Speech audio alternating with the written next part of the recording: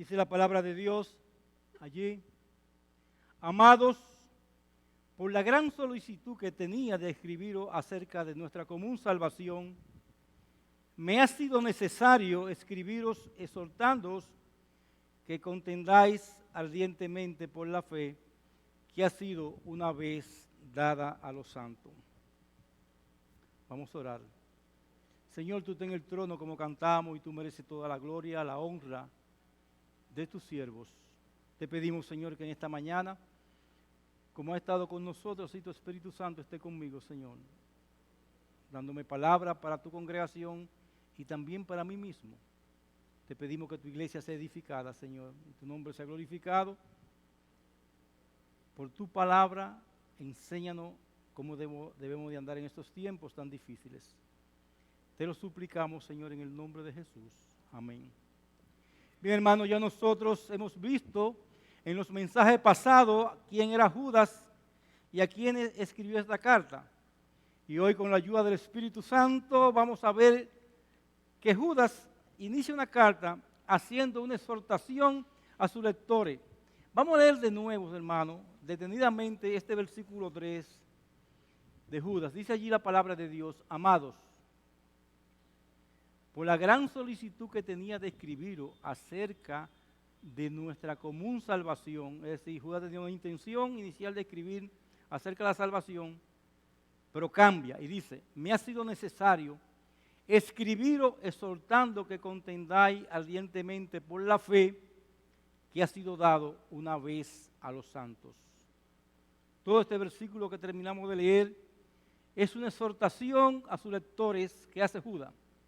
Fíjense cómo comienza esta exhortación: amados. Al usar el término amados, Judas muestra su sincera preocupación pastoral por sus lectores. Esa preocupación no era una preocupación superficial o para decir: mira, estoy preocupado por ustedes con cierta sensibilidad. No, hermano. Es una expresión sentida de un afecto que tenía Judas por el pueblo de Dios. Y es que para el verdadero cristiano, sus hermanos en Cristo deben ser o son seres muy queridos, y él mismo, el que quiere, es amado por ellos. El Evangelio nos introduce no solamente al ámbito del amor de Dios, sino también al amor fraternal entre nosotros.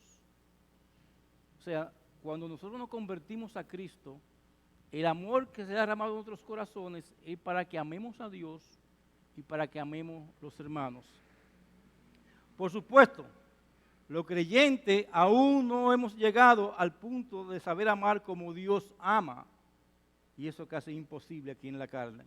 Somos pecadores vía de transformación.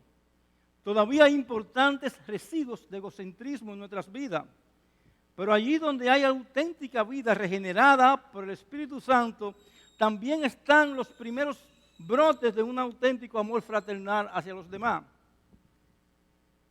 Si no, no somos cristianos, porque dice el apóstol Juan en su primera carta, en el capítulo 3, versículo 4, nosotros sabemos que hemos pasado de muerte a vida porque amamos a los hermanos. Si usted no ama a los hermanos que ve, mucho menos puede amar a Dios que no ve. Y el apóstol Pablo, para mostrar el amor que tenía hacia los hermanos, aún muchos hermanos no amándolo a él, escribe en la segunda carta a los Corintios, en el capítulo 12, versículo 15, lo siguiente: yo, con el mayor placer, gastaré lo mío, y aún yo mismo me gastaré de todo por amor de vuestras almas, aunque amando más sea amado menos. A mí no importa que no me amen, yo voy a amar. Y voy a gastar mi vida y voy a gastar todo lo que tengo en servicio a los demás. Y esa es la actitud que debe haber en nosotros.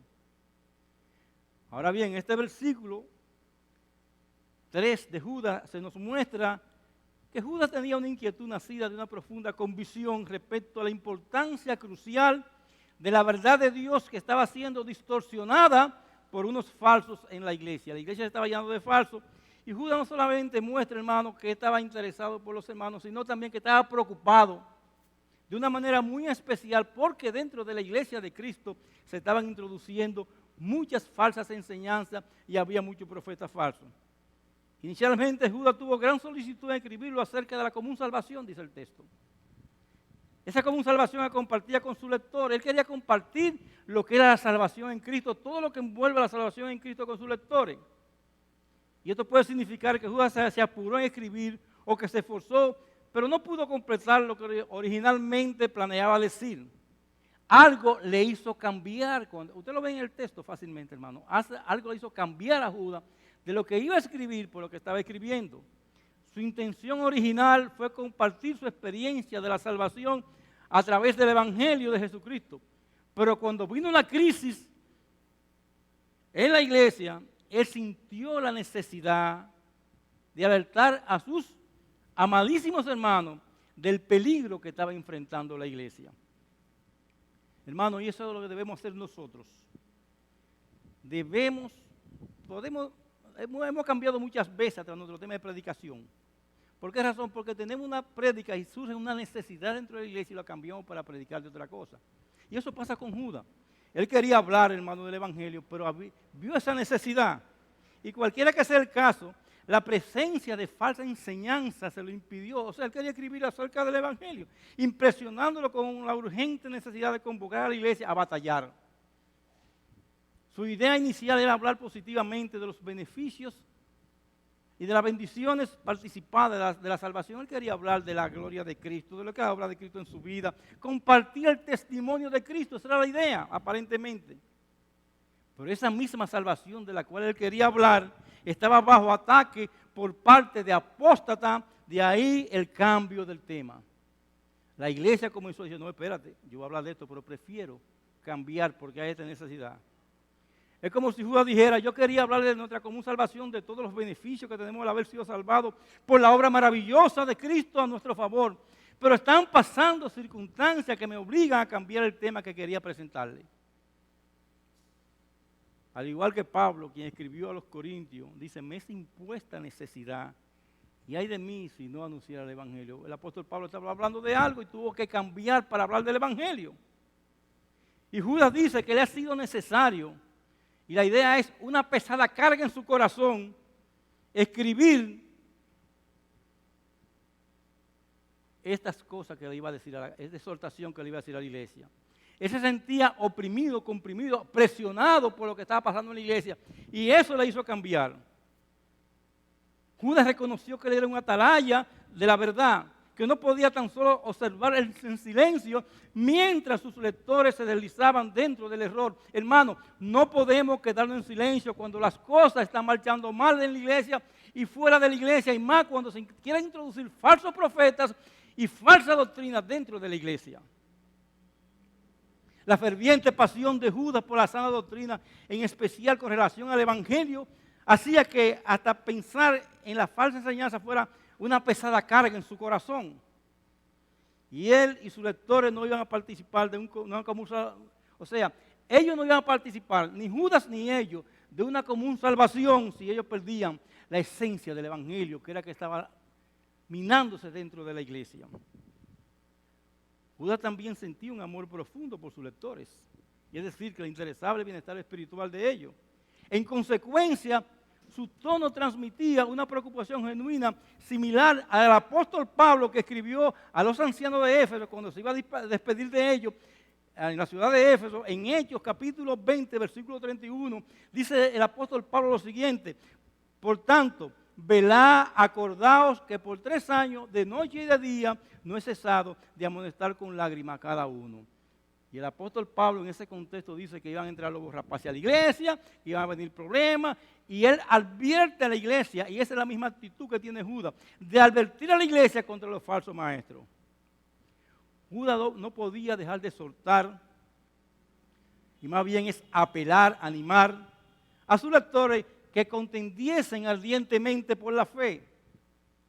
La poderosa expresión contendar ardientemente se trata de un verbo compuesto del que se transmite en español la palabra agonizar.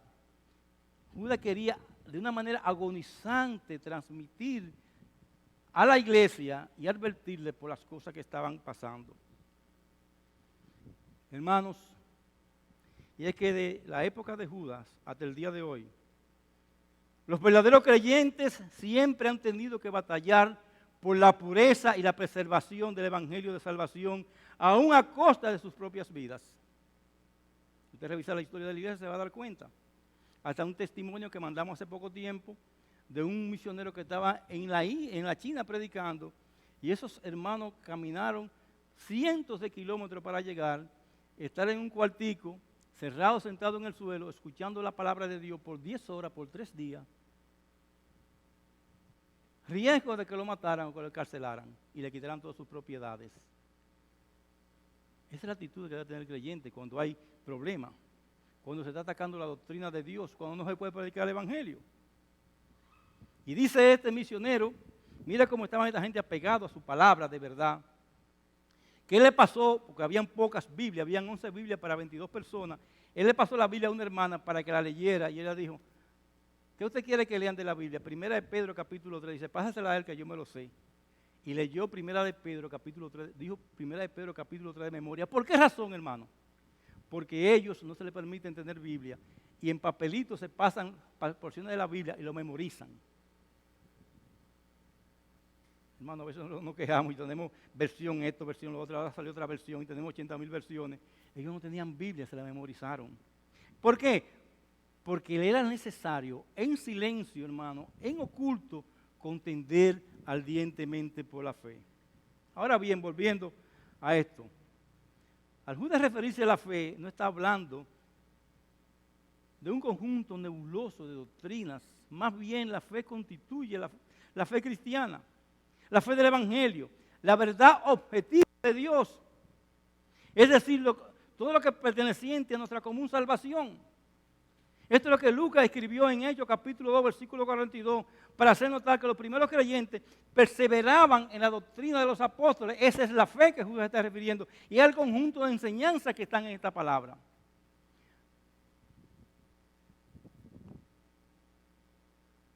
Por eso el apóstol Pablo encomendó a Timoteo, como lo oyó el pastor Vaca, que protegiera esa fe. Y le dijo, retén la forma de la sana doctrina que de mí oíste en la fe y amor que es en Cristo Jesús. Guarda el buen depósito que por el Espíritu Santo que mora en nosotros. El buen depósito, hermano, es todo lo contenido en esta Biblia. Y hemos observado que Judas tiene un corazón de pastor. Al enterarse de la situación precaria en la que vivían sus lectores, siente la necesidad de escribirle. Algo arde dentro de él. Por un lado, una profunda preocupación por ellos, en una sana indignación ante las maniobras de los falsos e impíos que se habían introducido encubiertamente dentro de la iglesia. Y si nosotros vamos al versículo 4 de Judas, mira cómo eran esta gente, hermano. Vayamos a Judas, versículo 4. Dice allí la palabra de Dios lo siguiente. Porque algunos hombres han entrado encubiertamente, los de que de antes habían sido destinados para esa condenación. Hombres impíos que convierten en libertinaje la gracia de Dios, de nuestro Dios, y niegan a Dios, el único soberano, y a nuestro Señor Jesucristo. De ese texto vamos a hablar la próxima semana. Esas personas se habían introducido dentro de la iglesia, se habían introducido dentro de la iglesia y estaban haciendo un mal. Y Judas no puede estar tranquilo sin advertir a los creyentes del peligro que le estaba amenazando. Él no puede lavarse las manos diciendo, bueno, en las iglesias hay ancianos que resuelvan ello. Que ellos se ocupen de los falsos maestros. No es mi problema. No, Judas lleva en su corazón la carga que la obra, y como buen pastor lo que más le preocupa es la fe de sus lectores. Que la fe no le falte, sino que contiendan por ella y que se edifiquen sobre ella. Que no le falte nada de lo que se ha revelado como un conjunto de enseñanzas que es la fe en la que nosotros tenemos aquí en esta palabra. Y aquí vuelvo a preguntar para clarificar, ¿de qué fe se trata? En su contexto, en el contexto que está escribiendo Judas, la palabra fe tiene que referirse no tanto a la confianza personal en Cristo, o sea, a la fe subjetiva, esa fe que tenemos nosotros, como es manifestada en Hebreo y en otras partes de la Biblia. justificado pues por la fe tenemos paz para con Dios. No es esa fe. Esto es el cuerpo de enseñanza que ha sido entregado a sus lectores, por lo que han precedido, o sea, por sus lectores y todo lo que habían precedido y que han escrito sobre esto en la Biblia. Eso es lo que se llama una fe objetiva. Es el contenido doctrinal del mensaje enseñado por los apóstoles y sostenido en común por todos los cristianos verdaderos a través de toda la historia de la iglesia. Es la misma enseñanza de los apóstoles en Hechos 2:42 que leímos. La perseverancia en la doctrina, eso es la fe que se está refiriendo. E incluye toda la diversidad de conceptos mediante los cuales el apóstol Pablo describe, acerca de esa fe en el capítulo 2 de 2 Timoteo. El apóstol Pablo lo llama el evangelio, la norma de la palabra sana, el buen depósito, lo que ha oído de mí, la palabra de Dios, la palabra de verdad, la verdad, mi enseñanza, la cosa que he aprendido y de la cual te convenciste, la sagrada escritura, la palabra, la sana doctrina, la fe. Y aunque esos términos no son exactamente sinónimos, todos hablan de la misma idea fundamental. Dios ha hablado y lo que ha comunicado constituye un mensaje coherente, único e inalterable para el bien de la vida de su iglesia. Pero lo estaban cambiando. La fe consiste, en resumida cuenta, en esta palabra de Dios, la suma de las escrituras del Antiguo Testamento, la enseñanza de Jesucristo y la transmisión e inspirada interpretación de ambas por parte de los apóstoles en su enseñanza y sus escritos. Eso es la fe a la que Judas se está refiriendo. Y para nosotros, hermanos, esa fe encuentra su expresión definitiva en la página de la Biblia. Para los primeros lectores, para los cuales el Nuevo Testamento solo estaba en vía de formación, la fe consistía en el cuerpo de doctrina que habían recibido al convertirse a Cristo de parte de los apóstoles. Esa fe ha sido entregada una vez para siempre a los santos. De la misma manera que los judíos habían recibido las escrituras del Antiguo Testamento, dice el apóstol Pablo que a ellos les fue confiada la palabra de Dios. A los cristianos Dios nos ha confiado el depósito de la revelación cristiana. Por esta razón debemos estar bien, entender bien lo que tenemos entre manos cuando estudiamos, exponemos o defendemos las Escrituras. No podemos inventar con la palabra de Dios. Es algo especial. Es un tesoro en vaso de barro que Dios mismo nos ha confiado a nosotros. Por eso, hermano, no debemos de jugar con esta palabra de Dios. Por tanto, debemos manejarlo con absoluto respeto, reconociendo su carácter sagrado y defendiéndolo con ahínco, sabiendo que de que Él depende la salvación del mundo. Del buen uso de la palabra de Dios, del conjunto de fe que nos ha sido revelado, depende la salvación del mundo. Tenemos, hermano, oye eso, tenemos, hermano, en nuestro poder el único mensaje autorizado de Dios. El único que puede llegar al fondo de la condición humana y efectuar su plena sanidad. Otros mensajes y otras disciplinas pueden afectar su sanidad temporal o parcial y poner parte en las heridas de la condición humana. Pero solo el Evangelio de Jesucristo salva. No hay otro Evangelio, hermano.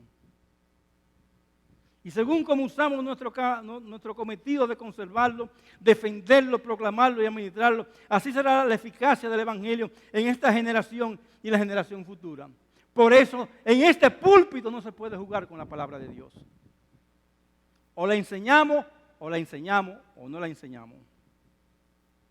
Por eso, quiero dejarle en vuestros corazones, hermanos, que nuestra responsabilidad de predicar el mensaje firme, fiel de la palabra de Dios, eso es algo que se está impuesto por Dios en nuestras vidas. Y es una responsabilidad muy grande para nosotros. Asimismo, la palabra traducida como de una vez para siempre es algo que se describe como definitivo. La palabra de Dios no necesita más nada.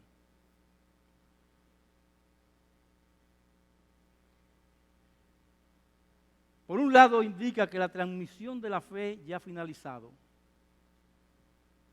La revelación de Dios está completa. No habrá más revelación normativa suya porque la fe ha sido entregado ya una vez a los santos. Ay, pero en el día de hoy, hermano, tanta gente inventando. Yo veo cosas a veces para no predicar que digo, no, pero vale la pena ver esto. ¿Cómo están jugando, hermano? ¿Cómo están distorsionando esa fe? Y Dios me dijo a mí ahora, yo lo que Dios quiere decirme está aquí, no tiene que decirme más nada.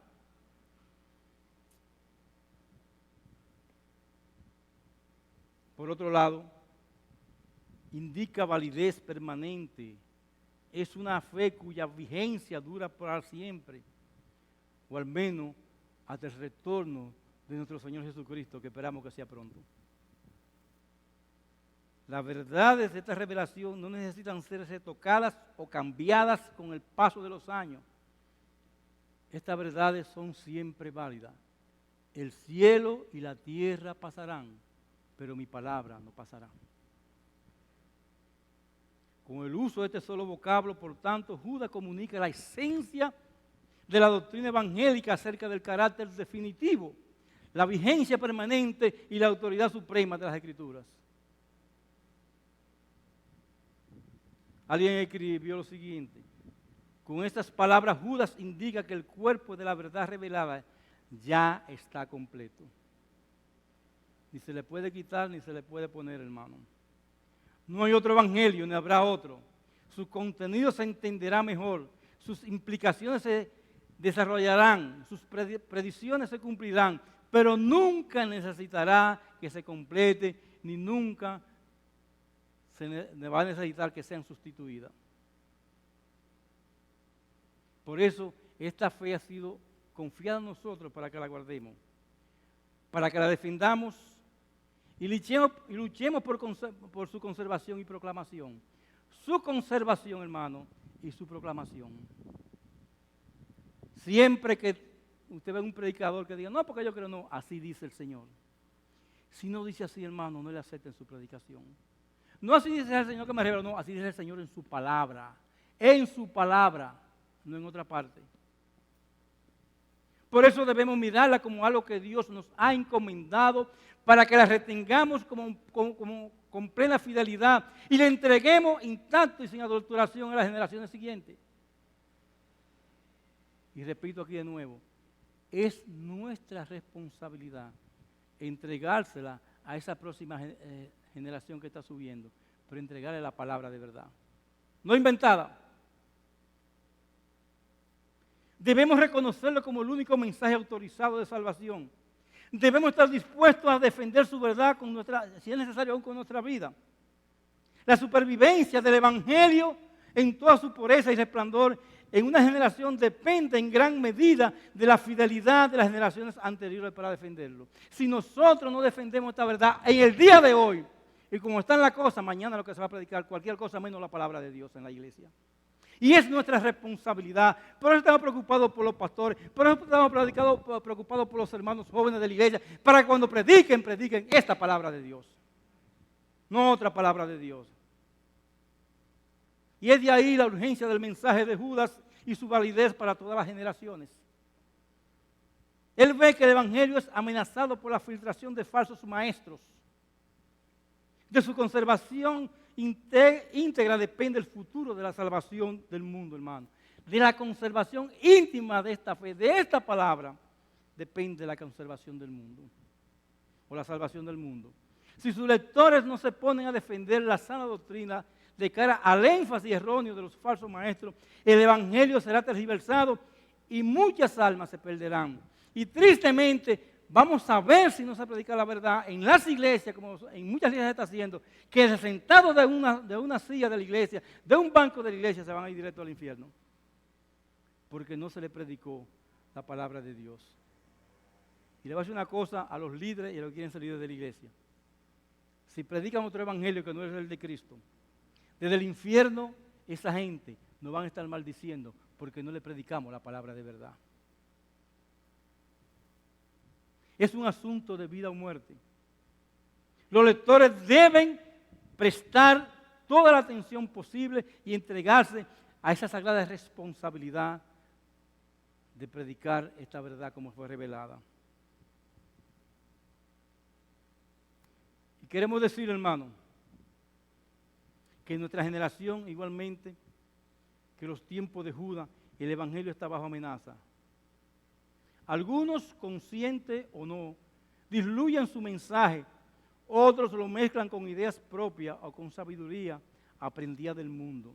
Por eso que usted ve que la iglesia está llena de marketing el día de hoy, de mercadeo y todas estas cosas, porque están trayendo los principios del mundo para modelar de iglesia. No, hermano, la iglesia no conforme a este mundo, dice la palabra de Dios. La iglesia tiene que conformar el mundo, no el mundo a la iglesia. Algunos quitan de él aquellas doctrinas que no son de su agrado, mientras otros añaden doctrinas de su propia cosecha. Yo he visto cosas que se han inventado. Vi una supuesta profeta por ahí, ni voy a mencionar el nombre, que dice, Dios me dice que a papeletazo limpio te va a llevar para el cielo, así que comienza a ofrendar. Doctrina de su propia cosecha. Y la verdad es una cosa que hay mucha gente que... Pero tristemente algunos niegan su autenticidad o veracidad, mientras otros niegan la eficacia y el poder que tiene la palabra de Dios. Dice la historia que cuando Spurgeon estaban haciendo el tabernáculo metropolitano donde él predicó, mira el poder de la palabra de Dios. Él, para medir la acústica, que no había micrófono ni nada de estas cosas, leyó a Juan 3:16 en voz alta. Y un obrero oyó esa palabra y se convirtió a Cristo. ¿Por qué? Porque no son los hombres que convertimos en la palabra de Dios. Pero muchos niegan esa eficacia y quieren argumentarla con muchas cosas. Algunos la tratan como si solo cierta parte fuera veraz y vigente, mientras lo pasan por la crítica de su propio espíritu, en vez de someter su propio espíritu a la plena autoridad del Evangelio como la palabra de Dios. Estaba en una iglesia, vinieron unos gente de fuera y había un show evangélico. Y dijo el predicador, la Biblia dice que debemos sujetarnos al Espíritu. Yo no me sujeto a ninguna palabra. Y como nos paramos y nos fuimos, hermano.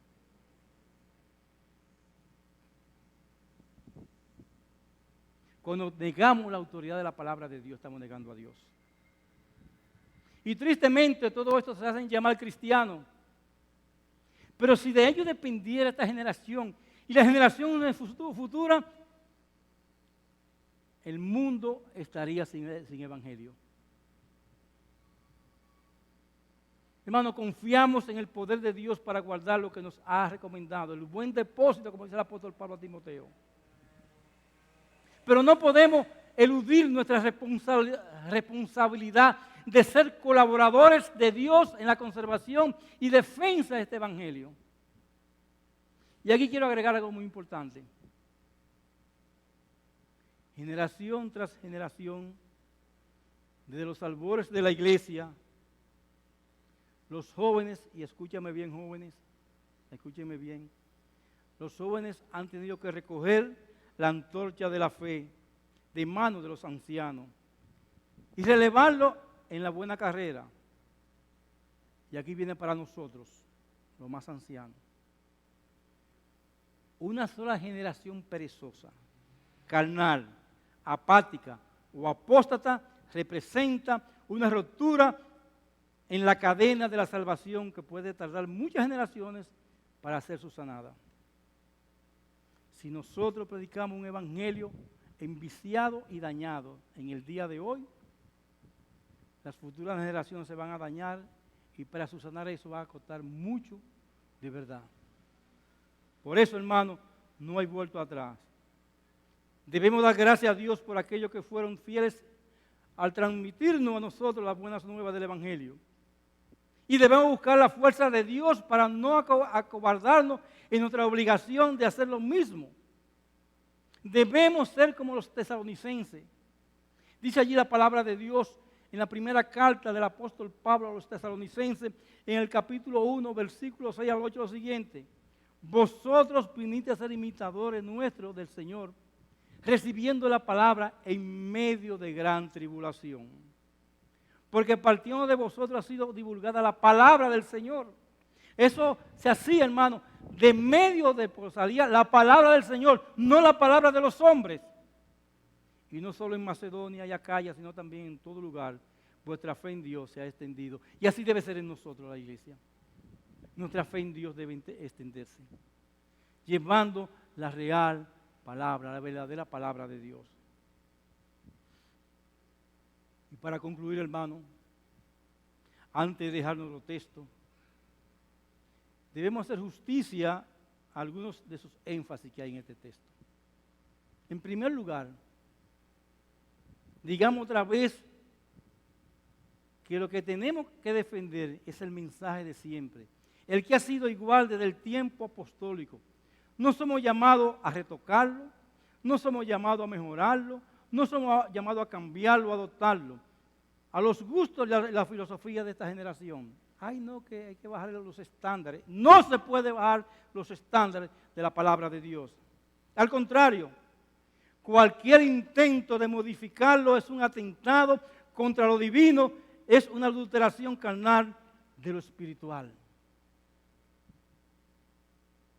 El Evangelio es un mensaje, más aún el mensaje de origen divino, y como tal es tan válido hoy como en el momento de su primera revelación. Fue dado una vez y para siempre a los santos. No tenemos nada que inventar con la palabra de Dios, sino recibir sencillamente lo que se nos ha entregado y comunicarlo a los demás. En segundo lugar, observemos que este mensaje inmutable ha sido entregado a los santos. Con este término el Nuevo Testamento se refiere a todos los miembros del pueblo de Dios, a todos los que han sido declarados justos por Él. Si has creído en el Señor Jesucristo y has sido justificado, entonces eres el depositario del mensaje del Evangelio y has heredado la responsabilidad de defenderlo. Hemos heredado la responsabilidad de defender esta palabra.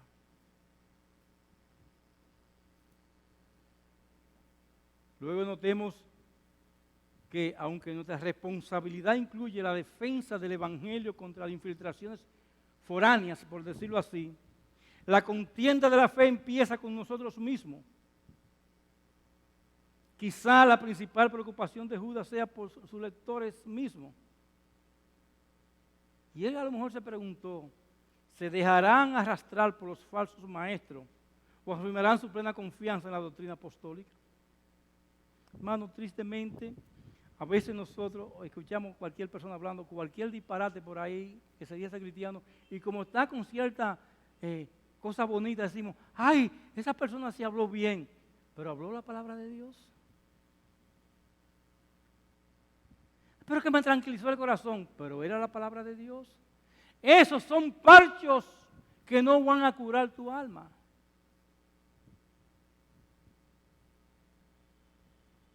Confía en ello profundamente en la doctrina apostólica. De hecho, si queremos entender algunas de las implicaciones de lo que significa contender por la fe, solo tenemos que mirar los versículos 20 al 23 que estudiaremos luego de Judas. Pero notemos bien dónde empieza esta contienda, en la vida de los propios creyentes, lo cual debe luchar para edificarse sobre esa santísima fe. Por eso la iglesia tiene que edificarse todo el tiempo en esta fe. En cuarto lugar, hermano, pensemos que el Evangelio no será preservado ni proclamado sin que estemos dispuestos a pagar el precio.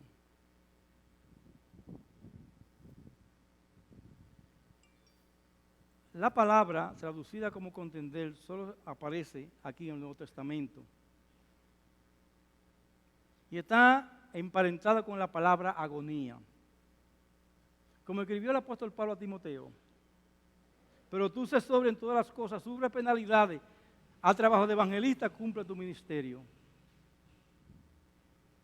ser fiel al Señor y a su palabra nos costará mucho y también muchos momentos de angustia. Estamos viviendo un tiempo difícil y alabo a Dios por los que están aquí y los que están escuchando esta palabra en su casa.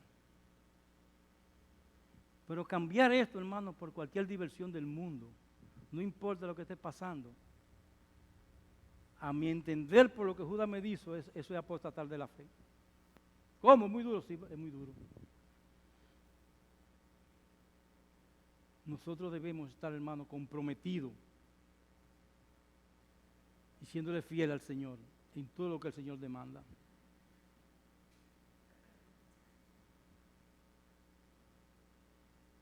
Ayer me llamó mi hermano que sufrió derrame cerebral y me dijo, murió un primo mío, como un hermano, antes de ayer. Me dijo, el domingo vamos para el campo para visitar a la familia. Digo, bueno, mi hijo, el domingo vas tú, pero yo no voy el domingo. A menos que no sea una cosa muy grave, con el doctor como me prohibió venir a la iglesia. Ah, que es mi familia. No, yo no tengo que ver con eso. Ahora, si él viene a la iglesia, aquí no vamos, pero como hay toque de queda, no podemos ir. Salir de aquí para la Majagua, por Mao, son 6 horas. Salimos de aquí a las 2 y llegamos presos a Santiago al otro día. Hermano, debemos tener compromiso primario con la palabra de Dios.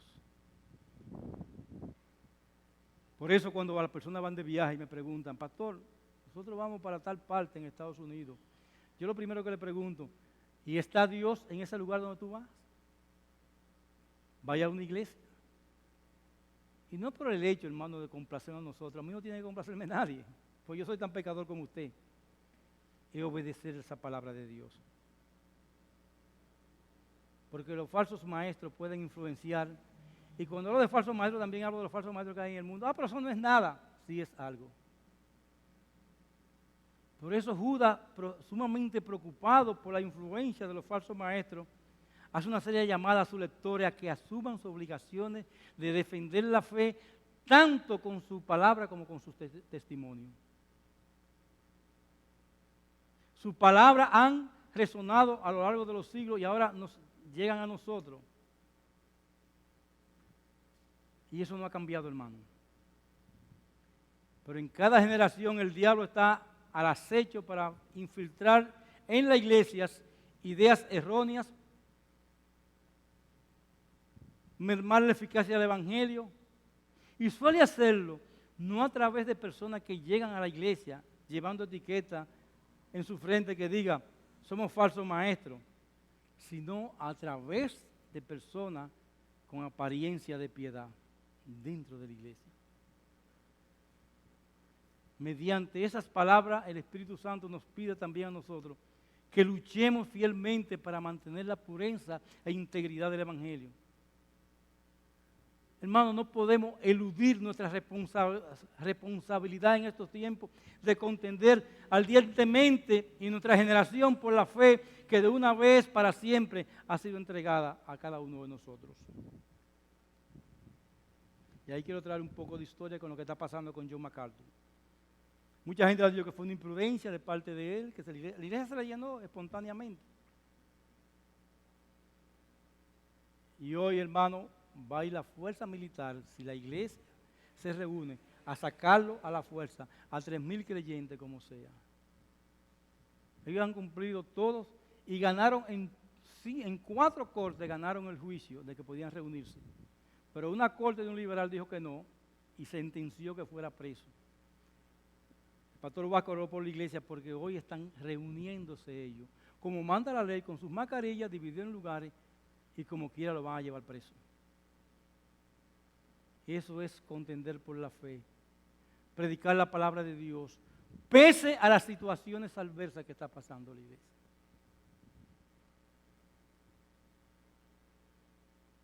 ¿Y por qué? Porque la predicación de la palabra de Dios es importante en la vida de cada ministerio, de cada iglesia.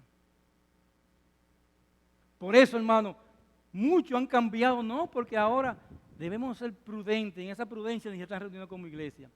Los hermanos están metidos en un mall o en un supermercado, quizá en otro lugar de diversión, para no mencionar lugares específicos y no ofender a nadie. Yo no he ido a un supermercado, hermano, todavía que esté vacío. No he ido a un supermercado que esté vacío todavía. Ah, pero a la iglesia no. Bueno, el hermano Elvi es testigo de eso, que trabaja en un supermercado. Siempre está lleno. Pero esos mismos hermanos que van al supermercado dicen, yo no voy a la iglesia porque puedo contaminarme. Bueno, ya está contaminado por el pecado.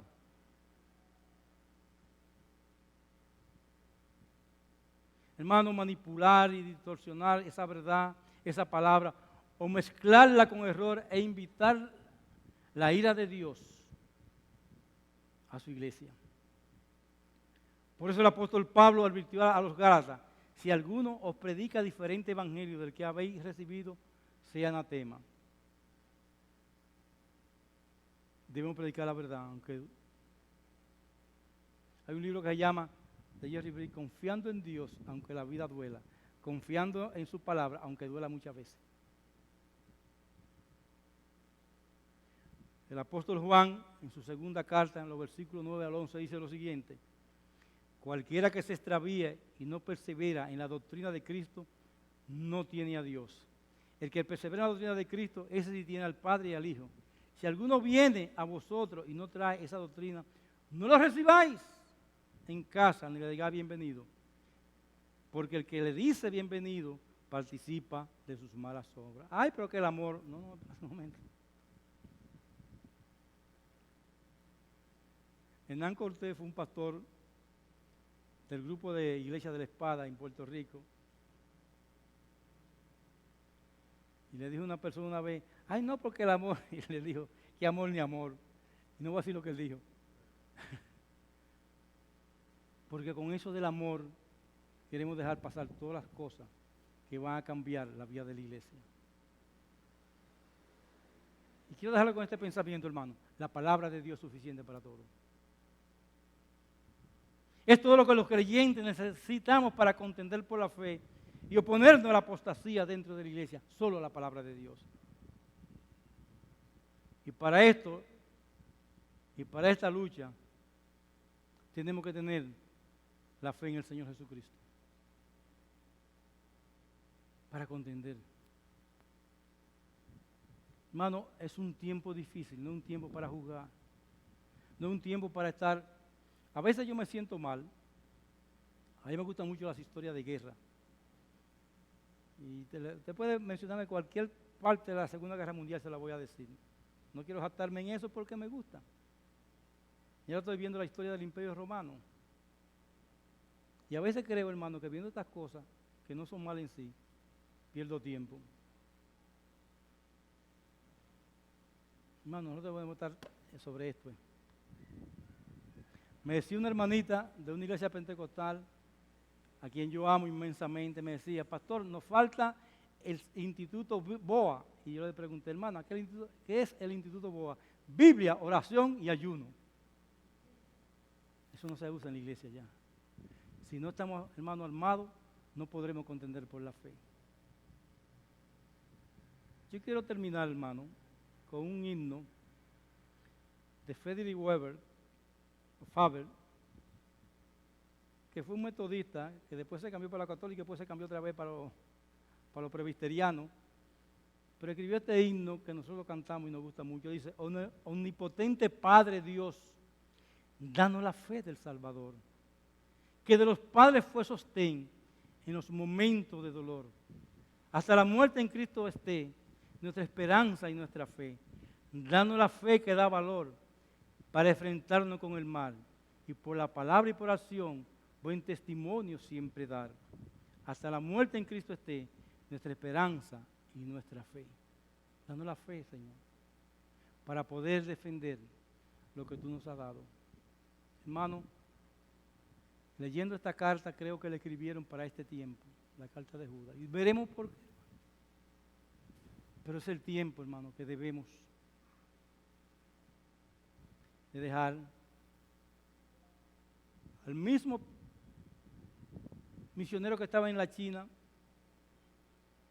El grupo le pidió que orara por ellos. Y ella dijo, no, yo no voy a orar por ellos, yo voy a orar por nuestras iglesias en Estados Unidos. Usted tiene aquí 40 horas sentado en el suelo escuchando palabra de Dios. Y en Estados Unidos duran 40 minutos y si no hay área se van.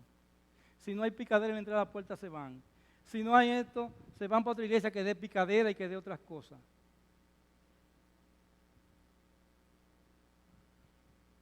Que nunca seamos así nosotros. Que vengamos a nuestra iglesia para adorar a ese Dios verdadero que está en nuestras vidas y para predicar la fe una vez dada a los santos. Vamos a orar. Te damos gracias, Señor, por tu palabra. Y te pedimos, oh Dios, que nos siga bendiciendo, Señor. Que tenga un amor especial para con cada uno de nosotros. No, tú nos has mostrado, Señor, que tú deseas que tu iglesia se mantenga pura.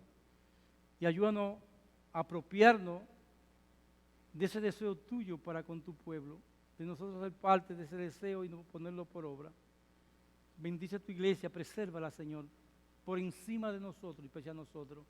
Preserva tu iglesia y que tu palabra aquí, Señor, nunca falte. Te lo suplicamos en el nombre de Jesús. Amén.